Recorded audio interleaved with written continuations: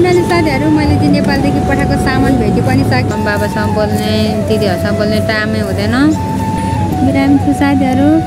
मलाई चाहिँ एकदम रुगा लाग्ने टाउको दुख्ने। अनि मार्केट जाने भनेको थियो, मार्केट चाहिँ गर्ने यति धेरै भारी छ नि त यही सामान, अनि बोकेर ल्याउनु पनि नसक्ने गाह्रो हुन्छ नि त। त्यही भएर यस्तै रहेछ परदेशी जिन्दगी भनेर बुझ्दैछु। अलि छिट्टो आउनु भनेर बोलाएको छ, यहाँ गाह्रो हुने बेलामा सक्नु परेन, छिट्टो हिँड्नलाई।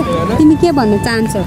भात खाने बेलामा पनि एक्लै हुन्छ, म त कस्तो रुनु मन लाग्छ हौ। भात खाने बेलामा कसैले भिडियो कल गरेन हुन्थ्यो, बोल्दै खान्थ्यो म जस्तो हुन्छ। एकछिन हौ, धेरै नकुद्दा क्या पर्खिन्छ। हेलो साथीहरू, नमस्ते स्वागत छ हजुरलाई मेरो न्यू भिडियोमा। सबैजना सन्चै हुनुहुन्छ? म चाहिँ सन्चो छैन, किनभने मलाई एकदम गाह्रो भइरहेको छ। अनि मेरो फेस हेरेर हजुरले थाहा पाइसक्नु भयो होला। अहिले चाहिँ म धेरै पछि हजुरको सामु भिडियोहरू लिएर आइसक्यो। हजुरले बिर्सिनु भएको छैन होला भन्ने आशाले फेरि म चाहिँ भिडियो लिएर आइसकेँ साथीहरू। अनि म चाहिँ बाहिर छु, मार्केट जान लागेको। अनि मेरो नेपालदेखि सामान नै पठाएको थियो नि त, अनि त्यो एक हप्ता भइसक्यो लिएर आएको, अहिलेसम्म आइपुगेको छैन। छुट्टी हो आज, मेरो जहिले छुट्टी हुन्छ हौ। भर्खर आएको छैन जानलाई, मार्केट जानलाई जाने जाउँ 12 घन्टा है। कस्तो भइरहेको छ ड्युटी?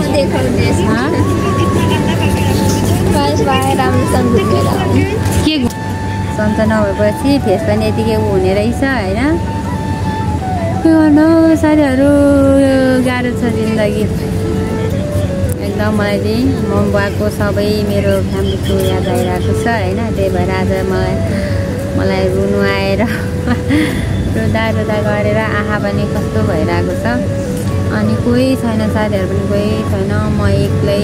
एउटा मिल्ने साथी थियो, त्यो साथीको पनि छुट्टी मिल्दैन। आज चाहिँ मेरो छुट्टी थियो नि त, अनि दिनभरि रुममै सुतेर बस्यो, यति बस्यो रुममै।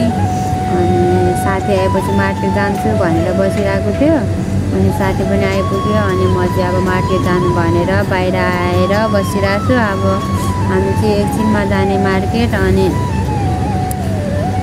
के गर्नु हौ साथीहरू, यस्तो छ जिन्दगी होइन। यस्तो फिल भइरहेको छ मलाई चाहिँ, किन हो थाहा छैन।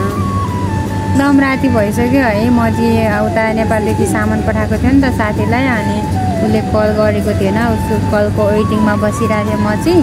अनि उसले कल गरेर म अहिले यहाँ एउटा दाइको फोनबाट मेसेज गरेको, तपाईँको नम्बर पठाइदिनु रे। त्यही भएर मैले मेरो नम्बर पठाइसक्यो। अब हामी चाहिँ गेटदेखि बाहिर गयो भने हाम्रो नेट चाहिँ चल्दैन क्या, त्यही भएर म चाहिँ गेटभित्रै बसिरहेको थियो। अनि अब नम्बर दिएपछि त नम्बरमा कल गर्नुहुन्छ नि त। त्यही भएर अब हामी चाहिँ मार्केट पनि जानु छ, अनि त्यो सामान पनि लिनु जानु छ नि त। त्यही भएर अब म चाहिँ जान लागेको। अनि यहाँ मेरो साथी पनि छ। हेलो, तिमीलाई स्वागत छ मेरो युट्युब च्यानलमा धेरै पछि साथीहरू। अनि हाम्रो रुम चाहिँ पल्लो कोठा हो, तर हाम्रो भेटै हुँदैन हौ। आज चाहिँ बल्ल मेरो छुट्टी थियो नि त, त्यही भएर अरू बेला त मेरो आफ्टरनुन छ नि त। आफ्टरनुन भएपछि म आउँदा त यहाँको 10-11 बजिसकेको हुन्छ, उहाँहरू सुतिसकेको हुन्छ। उहाँहरू त राति कति बजी जान्छ तिमी? बिहान 5 बजी जान्छ नि त। अनि भेटै हुँदैन, म आउँदा ऊ सुतिसकेको हुन्छ, अनि ऊ जाँदा म सुतिर हुन्छ। अनि त्यही भएर हाम्रो भेटै हुँदैन। आज चाहिँ मेरो छुट्टी भएर अनि सामान पनि उसको पनि सामान ल्याएको छ नि त, नेपालदेखि पठाएको छ नि त। त्यही भएर त्यो सामान लिनलाई हामी दुईजना जाँदैछु। उसलाई पनि सन्चो छैन, मलाई पनि सन्चो छैन साथीहरू। हामी दुईजना एकदम बिरामी छु साथीहरू। मलाई चाहिँ एकदम रुगा लाग्ने, टाउको दुख्ने, एकदम के भइरहेछ के भएको पनि मर्छु होला जस्तो हुन्छ हौ। कहिले काहीँ त कस्तो ऊ पनि हुँदैन, अलिक मिल्ने भनेको ऊ हो, उसँग पनि भेट हुँदैन, एक्लो हुन्छ। भात खाने बेलामा पनि एक्लै हुन्छ, म त कस्तो रुनु मन लाग्छ हौ। भात खाने बेलामा कसैले भिडियो कल गरेन हुन्थ्यो, बोल्दै खान्थ्यो म जस्तो हुन्छ। अनि के गर्नु हो यस्तै रहेछ परदेशी जिन्दगी भनेर बुझ्दैछु अहिले आएर हो कि होइन भन त अस्ति त छुट्टी थियो त्यतिखेर त विदेश आएको फिल नै भएको थिएन अहिले त ड्युटी जाने ऊ भइसक्यो नि त हाम्रो फिक्स भइसक्यो नि त त्यहाँदेखि साथीहरू के गर्नु टाइमै हुँदैन नि त नेपालतिर मम्मी बाबासँग बोल्ने दिदीहरूसँग बोल्ने टाइमै हुँदैन अहिले चाहिँ विदेश आएको फिल भइरहेको छु साथीहरू के गर्नु होइन तिम्रो त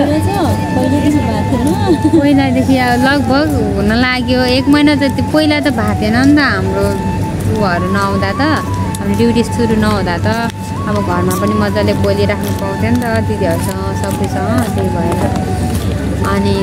त्यही भएर हो अब अहिले चाहिँ त्यही हो के गर्नु यताको टाइममा चल्नुपर्छ नि त के गर्नु गाह्रो छ अनि मलाई चाहिँ रुगा एकदम लागिरहेको छ के साथीहरू अस्ति उसले मलाई ल्याएर के मेरो ओछ्यानमा राखिदिएको रहेछ त्यो के खाएदेखि साथीहरू मलाई 1 हप्ता कति दिन भयो लगभग 4-5 दिन भयो होला 4-5 दिन भइसक्यो साथीहरू एकदम मलाई भोक लागेर आइरहेको थियो क्या म ड्युटीदेखि अनि त्यतिखेर उसले एउटा अब कसैले खाएर त बाहिरै छ तिमीले हतार गरेर बोलायो लुगा मात्रै फेरि खुट्टा पनि धोएको छैन अहिले आएर धुनुपर्छ खुट्टा त के ल्याइदिएको छु अनि म खानु यस्तो भइरहेको छ के हुँदैन चिसो छ हो छैन नि त चिसो अनि अस्ति त कस्तो भोक लागिरहेको थियो यसो ओछ्यानमा सुत्नु पऱ्यो भनेर यस्तो चढ्नु लागेको भक्कै मलाई उसले नै ल्याएर राखिदिएको होला खानु पऱ्यो भनेर गम खाएर सुत्दिएको थियो बिहान उठ्दा त पुरै ड्याम्पै भइरहेको छ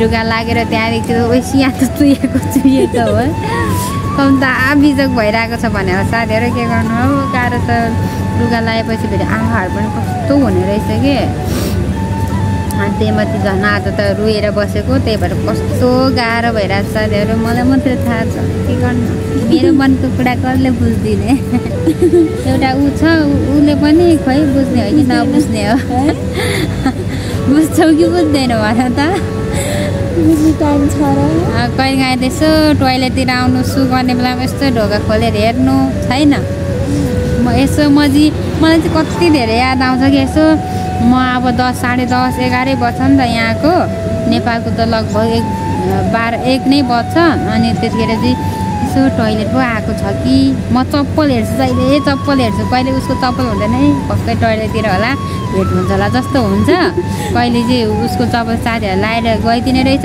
बाहिर मैले के धेरै जस्तो लाउने रहेछ अनि म चाहिँ चप्पल हेर्छु रहेछ भने सुतिसकेको छ जस्तो हुन्छ छैन रहेछ भने चाहिँ टोइलेटतिर गएर भेट हुन्छ होला जस्तो हुन्छ तर हाम्रो भेटै हुँदैन हौ कहाँ हिँडेको हाम्रो भेटै हुँदैन के गर्नु हौ साथीहरू गाह्रो छ नेपालले चिन्दैन भन्थे हो रहेछ बुझ्दैछु अहिले आएर अब ल साथीहरू अब हामी चाहिँ जाने बाहिर जाउँ ल अब उसले साथीले पनि कल गर्छ होला अनि अब निस्किने हामी चाहिँ मार्केट पनि जानु छ सब्जीहरू ल्याएर राख्नुपर्ने छ 1 हप्ताको लागि साथीहरू 1 हप्तासम्म त हाम्रो टाइमै हुँदैन नि त राति 10-11 बजी आइपुगेको हुन्छ मार्केट जानुलाई पनि त्यतिखेर एक्लै हुन्छ जानुलाई पनि डर लाग्छ अनि आज नि दिनभरि ऊ पनि थिएन उसको छुट्टी थिएन भोलि हो उसको छुट्टी चाहिँ मेरो आज हो त्यही भएर म रुममै सुतेर बस्यो अनि के गर्नु हो एक्लै भएपछि कस्तो नेपालको मम्मी बाबाको दिदीहरू सबजनाको याद आउँछ कस्तो अनि आज त रुएर बसेको कस्तो गाह्रो भइरहेको छ मलाई ल साथीहरू अब हामी चाहिँ उता साथीले कल गरेपछि हामी चाहिँ निस्किन्छु हेर्दै गर्नु होला अनि हजुरलाई देखाउने नै छु मेरो नेपालदेखि के सामान ल्याएर साथीहरू म हजुरलाई देखाउने नै छु अनि आज चाहिँ अर्को भिडियोमा देखाउने छु अनि आज चाहिँ मार्केट जाने अनि त्यही सामानहरू ल्याएको देखाउँछु अनि सामान चाहिँ के छ त्यो चाहिँ म भोलि पर्सि ओपन गरेर हजुरलाई देखाउने छु दिदीले नि भिडियो के पठाएको छ भनेर मैले भनेको थिएँ खै के पठायो 2चोटि प्याक गरेको सामानहरू त थाहै छैन के गर्न भन्दै थियो मलाई म नि हेर्छु गर्न भन्दै हुनुहुन्थ्यो नि त्यही भएर म चाहिँ भोलि त्यसको भिडियो गर्नेछु यतै गर्नु होला अहिलेलाई चाहिँ यति नै अब अहिले म निस्किने बेलामा देखाउनेछु हजुरहरूलाई साथीहरू हामी चाहिँ जाँदैछु फोन गरेर छिटो आउनु यहाँ अब बिल्डिङको नम्बर बताउनु भन्छ बिल्डिङमा हाम्रो नम्बर उ नै छैन नि नाम है अनि कहाँ के बताउनु अनि यता पार्कमा आउनु नै अलि छिट्टो आउनु भनेर बोलाइरहेको छ यहाँ गाह्रो हुने बेलामा सक्नु परेन छिट्टो हिँड्नलाई हामी चाहिँ जाँदैछु साथीहरू थप्ला ए एकछिन हौ धेरै नकुद्दा क्या पर्खिन्छ पर्खेन भने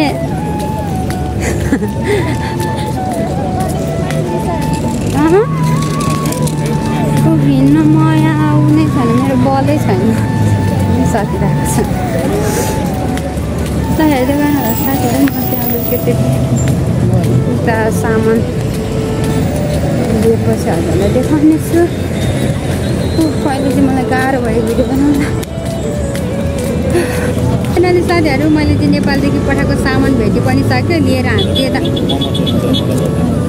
आधी बाटो आइसक्यो होइन हामी चाहिँ सामान बोकेर अनि ऊ सामान ल्याइदिने साथीले चाहिँ मलाई भिडियोमा नदेखाउनु रे ऊहरू 3 जना आएको रहेछ अनि मैले भिडियो पनि गरेन त्यतिखेर नबनाउनु भनेपछि किन कर गर्ने भनेर मैले भिडियो पनि बनाएन अनि म र साथी चाहिँ सामान लिएर आइसक्यो के हो मोमो अर्डर गर्नु अनि यहाँ छ मेरो सामान चाहिँ नेपालदेखि पठाएको अनि यता पनि छ साथीहरू यो भिडियो यो सामानहरू के पठाएको छ भने म भोलि हजुरलाई देखाउने नै छु ओपन गरेर आजको भिडियो चाहिँ धेरै लामो भइसक्यो नि त त्यही भएर आजको भिडियोमा चाहिँ म देखाउँदिनँ मेरो मलाई सामान पठाइदिने मेरो दिदीहरू मेरो अनि मेरो सामान ल्याइदिनु भएको छ नि त उसलाई धेरै धेरै धन्यवाद भन्न चाहन्छु होइन उसले कति धेरै दुःख गरेर हामीलाई सामान ल्याइदियो हाम्रो सामान होइन तिमी के भन्न चाहन्छौ